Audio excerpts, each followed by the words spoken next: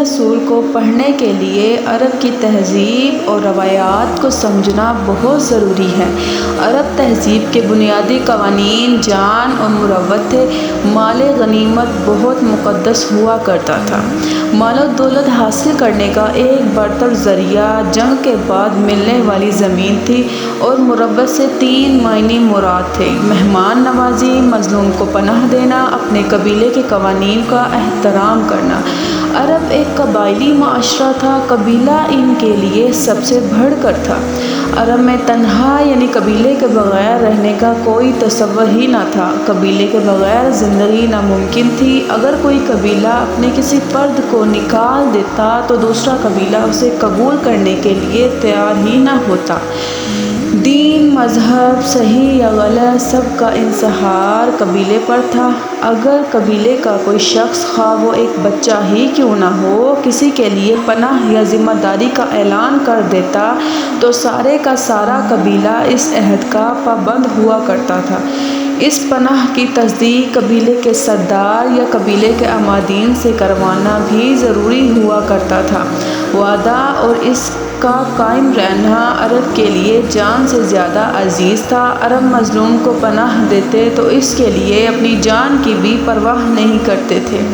ان لوگوں کی نظر میں مظلوم وہ تھا جو اپنے قبیلے سے نہ ہو بلکہ کسی دوسرے قبیلے سے ہو اور پناہ مانگ رہا ہو۔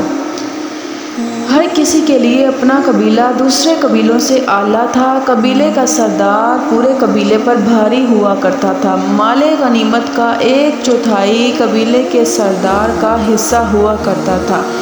اس کے علاوہ تقسیم سے بچ جانے والا مال بھی سردار کا ہوا کرتا تھا۔ سردار کی اطاعت قبیلے کے ہر فرد پر لازم تھی۔ قبائلی عصبیت عروج پر تھی۔ اگر کوئی شخص اپنے قبیلے کی مخالفت کرتا یا ان کے مزاج یا خیالات سے مختلف ہوتا تو اپنے قبیلے کے لوگوں کا اس پر ظلم و ستم عام تھا۔ اس کے حق میں نہ تو کوئی آواز اٹھاتا نہ کسی کو اس پر رحم آتا، اور اگر کوئی قبیلہ اپنے کسی فرد کی ذمہ داری سے ہاتھ اٹھا لیتا تو ایسے تھا جیسے اس کو سزائے موت سنا دی گئی ہو۔ قبیلے سے علیحدہ ہو جانے والے شخص کی نہ شناخت رہتی تھی نہ تو کوئی زندگی کی ضمانت۔ اب اگر اسے قتل کر دیا جائے یا غلام بنا لیا جائے تو کوئی بھی اس کی مدد کے لیے بدلہ لینے کے لیے تیار نہیں ہوتا۔ کوئی انسان قبائلی پناہ میں نہ ہوتا یا بھٹکا ہو تو اسے غلام بنا کر بیچ دیا جاتا۔ زید بن حارثہ کو بھی اغوا کر کے غلام بنا لیا گیا۔ غلام کا مطلب تھا کہ اب وہ انسانوں کے درجے سے نکل کر جانوروں سے برتر زندگی بسر کرے گا۔ مسافر کو راستہ دکھاتے دکھاتے قید کر دیا جاتا۔ سلمان فارسی کو یثرب کا راستہ دکھاتے ہوئے غلام بنا دیا گیا۔ غلام کی منڈیاں لگتی تھیں اور خرید و فروخت ہوتی تھی۔ غلام کو قتل کرنے کی کوئی سزا نہیں تھی۔ مالک کو اس کی سانسوں پر بھی حق تھا اور اس کے جسم پر بھی۔ غلام پر ظلم کرنا مالک کا حق تھا۔ غلام کی اولاد پیدائشی غلام ہوتی تھی۔ غلام مالک سے بھاگ کر آزادی حاصل نہیں کر سکتا تھا۔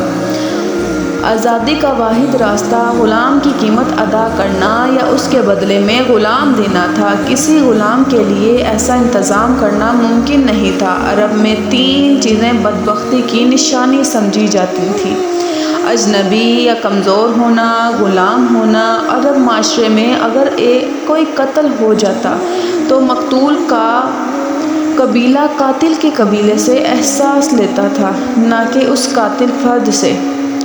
اس کا عقیدہ تھا کہ جب تک مقتول سے اس قاتل کا بدلہ نہ لیا جائے تو اس کی روح کو سکون نہیں ملتا، اور اس کی روح الو بن کر بیابانی میں بھٹکتی رہتی ہے، اور وہ روح ہر وقت پیاس پیاس پیاس کہتی رہتی ہے۔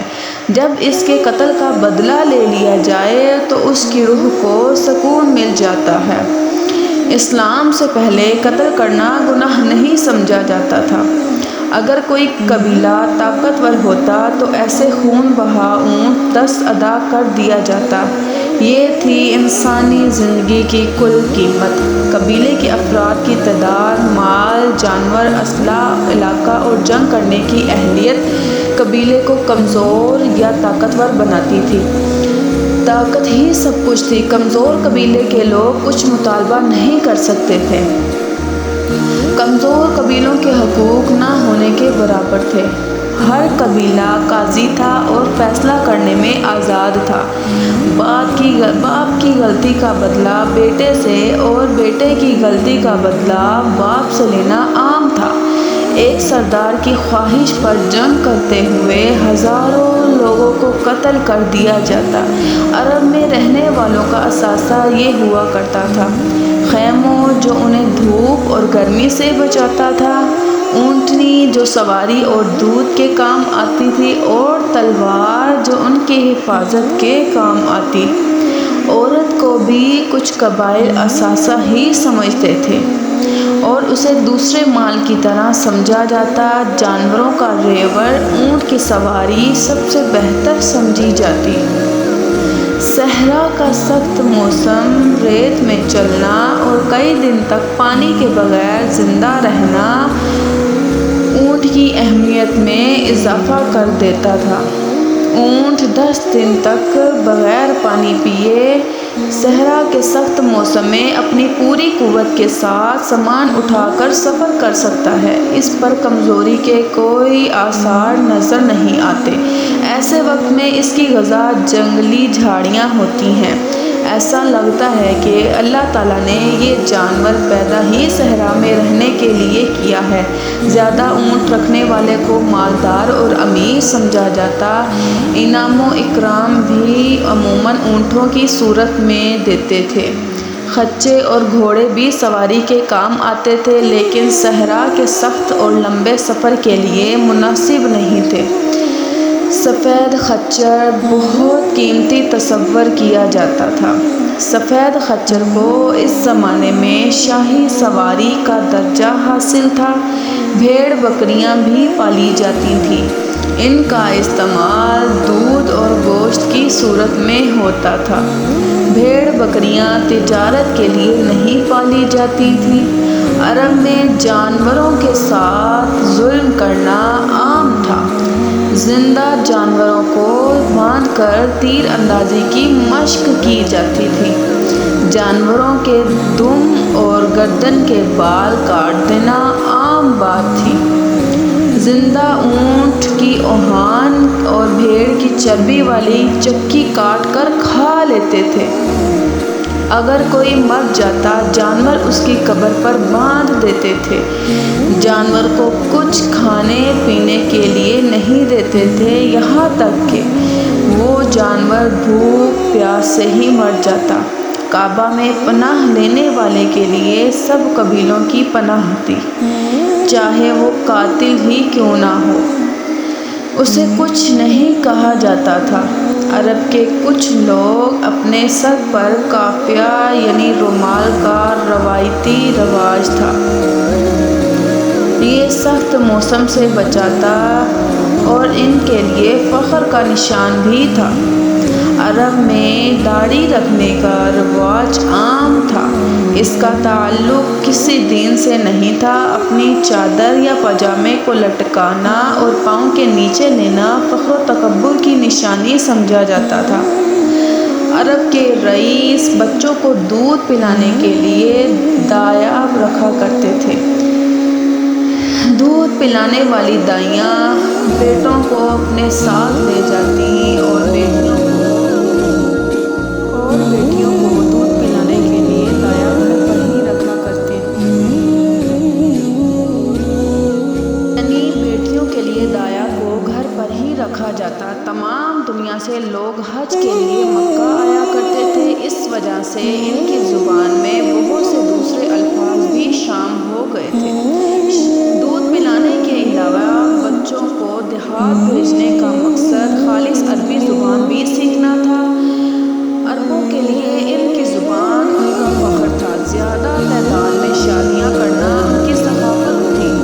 عرب میں بیویوں کی تعداد یا حد مقرر نہیں تھی۔ شادی کے لیے دلہا دلہن کی عمر میں کوئی فرق ضروری نہیں سمجھا جاتا تھا۔ لڑکیوں کی شادی چھوٹی عمر یعنی 9-10 سال میں کرنا عام تھا۔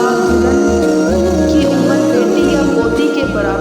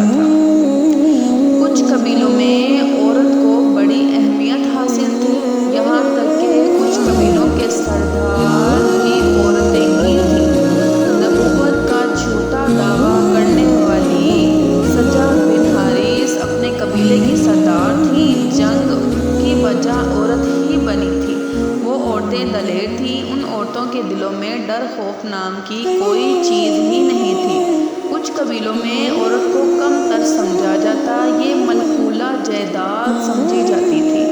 عورت وراثت میں تقسیم ہوتی اور کسی سے بھی ان کا لین دین کیا جا سکتا تھا۔ بیٹی کا پیدا ہونا منحوس قرار کیا جاتا تھا۔ کچھ لوگ بیٹیوں کو زندہ دفنا دیتے، مگر تمام قبائل میں ایسا نہیں تھا۔ قریش کے قبیلے بیٹیوں کو زندہ دفن کرنے کے خلاف تھے۔ عرب میں کعبے کا حج ہمیشہ سے رائج تھا۔ مکہ کے لوگ حج کے لیے آنے والوں کی بڑی خدمت کرتے تھے، مہاجرین کو اللہ کا مہمان سمجھتے تھے۔ کعبے کی دیواروں پر اللہ کے نبی ابراہیم، اسماعیل، عیسیٰ اور ابن مریم کی تصویریں بنی ہوئی تھیں۔ کعبہ کی سب قوموں نے اپنے اپنے بت رکھے ہوئے تھے، بت ہی خدا تھے۔ بتوں پر انسانی گوشت، خون کے چڑھاوے بھی چڑھائے جاتے تھے۔ جس قبیلے کا جی چاہتا اپنے لیے علیحدہ بت لے آتا، نیا بت لانے پر کوئی پابندی نہیں تھی۔ سب سے بڑا بت حبل تھا۔ قبیلہ بنی خزاع کا سردار عمر بن لحیع اس بت کو ملک شام سے لایا تھا۔ اس کے بعد حبل ان کے لیے سب سے بڑا خدا ہو گیا۔ خدا سے رہنمائی کے لیے فال نکالی جاتی تھی، جس کے لیے تیر استعمال کیے جاتے تھے۔ فال نکالنے والے لوگ بڑی عزت کی نگاہ سے دیکھے جاتے تھے۔ اہم کام سے پہلے، سفر کرنے سے پہلے، قربانی کے لیے یا کسی کو سچا ماننے کے لیے فال نکالنا عام تھا۔ یہاں تک کہ کسی کے اپنے والد سے نسبت اگر مشکوک ہوتی تو بھی فال کے ذریعے سے ہی جانی جاتی تھی۔ قائن اس معاشرے کے بہت اہم افراد تھے۔ لوگ اپنی ضرورتوں اور معاملات میں رہنمائی لینے کے لیے ان کے پاس جاتے تھے۔ یہ بڑے ذہین لیکن چالاک لوگ ہوا کرتے تھے۔ اپنی باتوں سے لوگوں کو شیشے میں اتار لیتے۔ لوگ ان کی باتوں اور معلومات کے سحر میں آ جایا کرتے تھے۔ دوسروں کو اپنی باتوں سے لاجواب اور بے بس کر دینا ان کا کمال تھا۔ ان کی بات کو حرف آخر سمجھا جاتا تھا۔ یہودی اور عیسائی بھی عرب میں رہتے تھے، لیکن ان کی تعداد بہت کم تھی۔ مکہ میں رہنے والوں کی بڑی تعداد بت پرست تھی۔ اگر انہیں اپنے عقائد خطرے میں نظر نہ آئیں تو مذہبی رواداری پائی جاتی تھی۔ مختلف مذاہب کے ماننے والے ایک ہی گھر میں رہ سکتے تھے۔ عرب نے خدا کو راضی کرنے کے لیے کہ کسی منت کو پورا کرنے کے لیے بیٹے کی قربانی کا رواج تھا۔ انسان کی قربانی سب سے عظیم قربانی سمجھی جاتی تھی۔ عرب زبان میں اپنا ثانی نہیں رکھتے تھے۔ اپنے علاوہ باقی دنیا کو اجنبی یعنی گونگا کہتے تھے۔ ان کی زبان صرف عربی، ٹھیک عربی، باقی زمانے کی زبانوں کے ساتھ تبدیل نہیں ہوئی۔ اگر آج بھی 2000 سال پہلے گزرا ہوا انسان واپس آ جائے تو عربی زبان کو اسی انداز میں سمجھائے گا۔ شاید اسی لیے اللہ تعالیٰ نے قرآن پاک کو عربی زبان میں نازل کیا۔ عرب اپنی عبادت گاہ کو اسلام سے بھی پہلے مسجد ہی کہا کرتے تھے۔ تمام خامیوں کے باوجود کوئی عرب جھوٹا کہلانا پسند نہیں کرتا تھا۔ جھوٹ بولنے والے کی کوئی عزت نہیں تھی۔ عرب بہت خوددار تھے۔ عرب کی کوئی کتاب موجود نہیں تھی، نہ تو الہامی اور نہ ہی کسی انسان کی لکھی ہوئی۔ قرآن پاک عربی زبان کی پہلی کتاب ہے۔ علم کا معیار شاعری تھا۔ شاعر کو سب سے زیادہ علم والا سمجھا جاتا تھا۔ اس کی قدر سب سے زیادہ بڑھ کر تھی۔ شاید اسی لیے رسول اللہ جب قرآن پاک سناتے تو عرب کے لوگ شاعری سمجھتے تھے۔ شاعر اپنا سب سے اعلیٰ کلام کعبہ میں لٹکا دیا کرتے تھے۔ باقی مشاعروں میں شاعر ایک ادیب کی حیثیت رکھتا ہے، لیکن عرب میں شاعر ادیب، طبیب، روحانی، پیشوا اور دانشور تصور سمجھا جاتا تھا۔ عرب میں ذوق کی تسکین کا واحد ذریعہ شاعری تھا۔ ان کے ہاں تعریف بھی شاعری میں ہی ملتی ہے۔ خوشی، غمی، نیک بختی، شادی یا موت یا جنگ، ہر موقع کے لیے شاعری موجود تھی۔ ہر شخص شاعری نہیں جانتا تھا، جس کی وجہ سے شاعر بہت عزت پاتے تھے۔ مشاعرے عام منعقد کیے جاتے تھے اور بہترین شاعر کو خوب نوازا جاتا تھا۔ اس دور میں شاعر ہوا اور پانی کی طرح زندگی کا لازمی حصہ تھا۔ جنگوں میں بہادری کی تعریف اور دشمن کی برائیاں شاعر ہی کیا کرتے تھے۔ شاعری کرتے ہوئے ساکت حروف کا استعمال بھی عام تھا۔ قرآن مجید میں بھی ساکت حروف کسی سورہ کے ابتدا میں استعمال ہوئے ہیں، جیسے الف لام میم قاف ہا یا عین اور صاد۔ اسی لیے اس زمانے میں کسی نے اس بات پر اعتراض نہیں کیا۔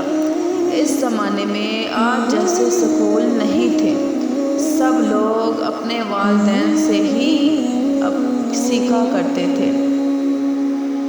یہ کوئی عجیب بات نہیں تھی۔ قسم اٹھانا اور اٹھوانا عرب کا عام رواج تھا۔ کسی چیز پر زور دینے کے لیے یا اہمیت بتانے کے لیے عرب قسم اٹھایا کرتے تھے۔ شاید یہ عربی زبان کا حسن ہے۔ سود خوری عام تھی۔ تجارت میں اہل عرب بہت سمجھدار تھے۔ شام، فلسطین، روم، ایران، حبشہ اور یمن میں سامان یا تجارت کے لے کر جاتے اور وہاں سے سامان لا کر عرب میں بیچتے تھے۔ قریش کیونکہ کعبے کے خدمتگار سمجھے جاتے تھے، اس لیے تجارت کے لیے جہاں بھی جاتے لوگ انہیں عزت و احترام سے ملتے تھے۔ عرب تجارتی راستوں پر رہنے والوں کے ساتھ اچھے تعلقات رکھتے تھے تاکہ وہ مال، تجارت لوٹ لیں۔ پہاڑی اور صحرائی علاقہ ہونے کی وجہ سے آبادی آج کے شہروں کی طرح نہ تھی۔ لوگ چھوٹی چھوٹی ٹولیوں میں رہتے تھے۔ لوگ جہاں بھی پانی یا سبزہ دیکھتے وہیں رہنا شروع کر دیتے۔ سال میں 4 مہینے محترم سمجھے جاتے تھے۔ وہ مہینے یہ ہیں: رجب، ذی القعدہ اور ذو الحج۔ محرم تھے۔ ان مہینوں میں نہ جنگ کی جاتی اور نہ ہی قافلوں کو لوٹا جاتا تھا۔ انہی مہینوں میں حج اور عمرہ ادا کیا جاتا۔ کوئی مرکزی نظام نہ تھا، نہ حکومت تھی۔ ضرورت پڑنے پر قبائلی سردار اکٹھے ہو کر فیصلہ کرتے۔ یہ فیصلے انہی معاملات پر لاگو ہوتے جن کے بارے میں فیصلہ کیا جاتا تھا۔ باقی معاملات میں قبیلہ اپنا فیصلہ خود کرنے کے لیے آزاد تھے۔ دور دور کے شہروں کو الگ ملک تصور کیا جاتا تھا۔ یہ تصور آج کے ملک کی طرح نہیں تھا۔ ان زمانے میں شہر، ملک اور براعظم آج کے معنی میں نہیں تھے۔ ایک ہنر اور ایک قبیلے کے لوگ ایک ہی جگہ رہتے تھے اور یہی ان کے لیے مفاد میں تھا۔ اس طرح وہ اپنے آپ کو محفوظ سمجھتے تھے۔ چوری کی سزا اس زمانے میں ہاتھ کاٹنا تھی۔ یہ سزا الہامی کتاب زبور کے حکم کے مطابق تھی۔ عرب بہادروں کے بڑے قدردان تھے۔ بہادری عرب میں عزت کا نشان سمجھی جاتی تھی۔ عرب اپنی آب و ہوا اور خوراک کی وجہ سے سخت جان تھے۔ عربوں میں مشکلات برداشت کرنے کا حوصلہ قابل تعریف تھا۔ عرب میں مسلمان ہونے والی کنیزیں، غلام ظلم و ستم سہتے رہتے مگر قائم رہے۔ اس کی وجہ ان کا اپنے دین پر یقین اور عرب میں رہنے کی وجہ سے برداشت کا حوصلہ تھا۔ بدلہ لینا عرب کے رہنے والوں کی جبلت میں شامل تھا۔ وہ بدلہ لینے کا کوئی موقع ہاتھ سے نہ جانے دیتے۔ دشمن کی لاشوں کی بے حرمتی کی جاتی تھی۔ ان کے ناک، کان وغیرہ کاٹ لیے جاتے تھے۔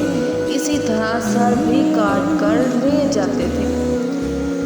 وہ لوگ قتل کرنے کے بعد قتل کیے جانے والے کے اعزاء یاد کے طور پر اپنے پاس رکھتے تھے۔ اس زمانے میں اونٹ کی قیمت 400 درہم تھی۔ بھیڑ کی قیمت 40 درہم یعنی ایک اونٹ قیمت میں 10 بھیڑوں کے برابر تھا۔ بکری کی قیمت 25 درہم سے زیادہ نہ تھی۔ مکہ میں گندم کی روٹی یا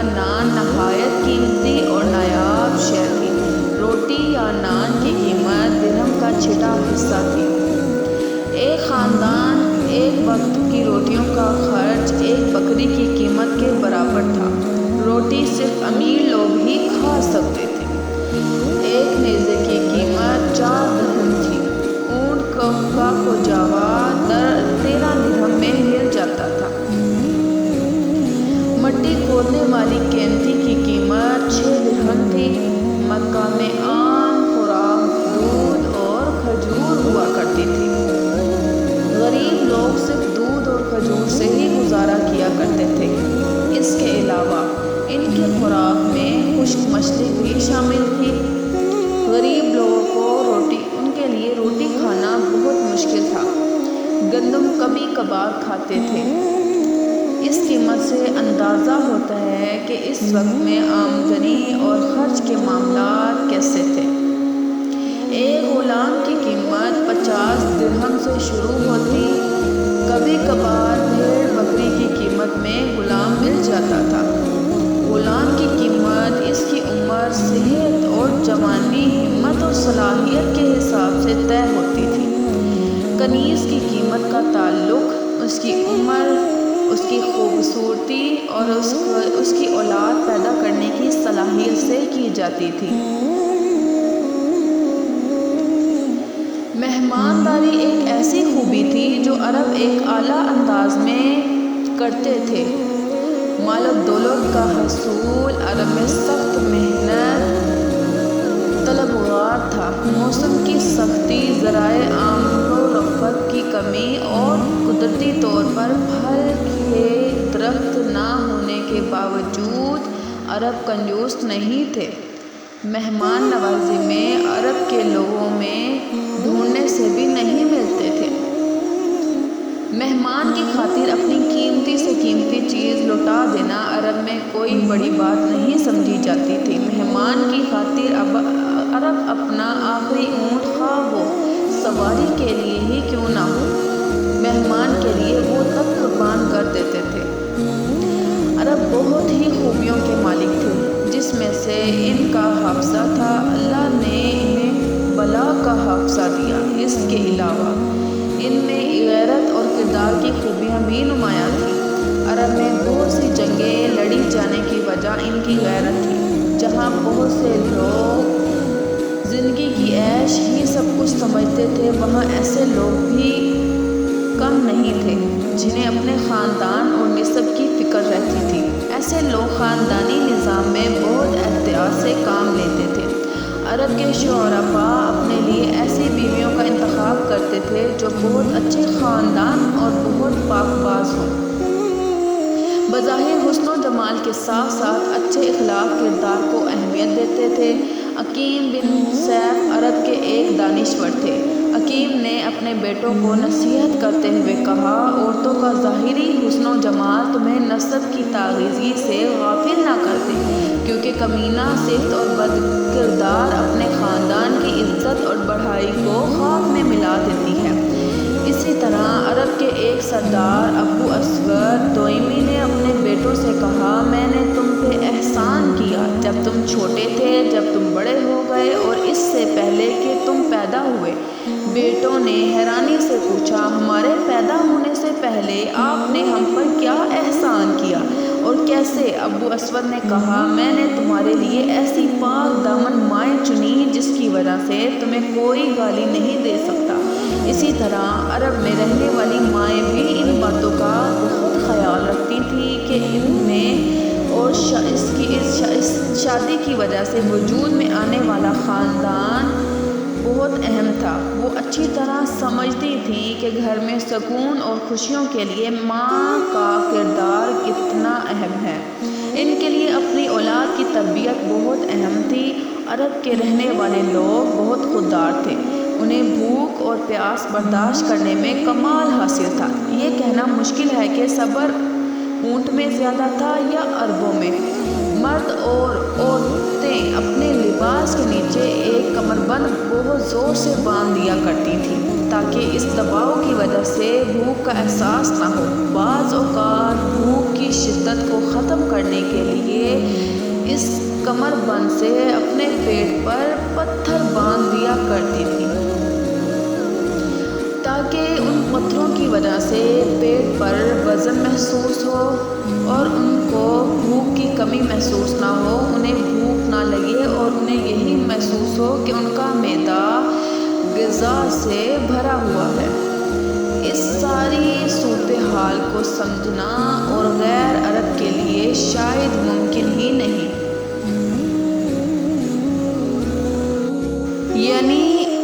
یعنی کہ اس صورتحال کو عرب کے علاوہ کوئی اور نہیں سمجھ سکتا۔